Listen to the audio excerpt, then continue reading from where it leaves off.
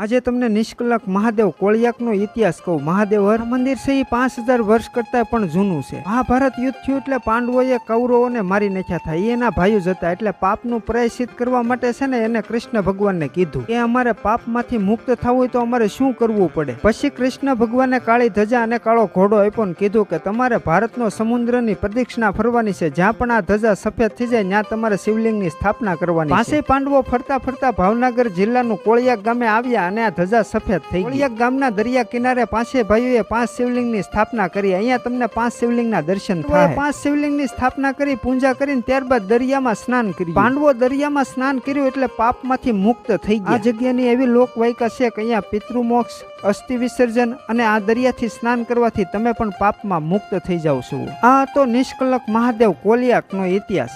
વિડીયોને શેર કરજો। વિડીયો સારો લાગે તો એક લાઈક કરજો અને આવા નવા વિડીયો જોવા માટે ફોલો કરી લેજો।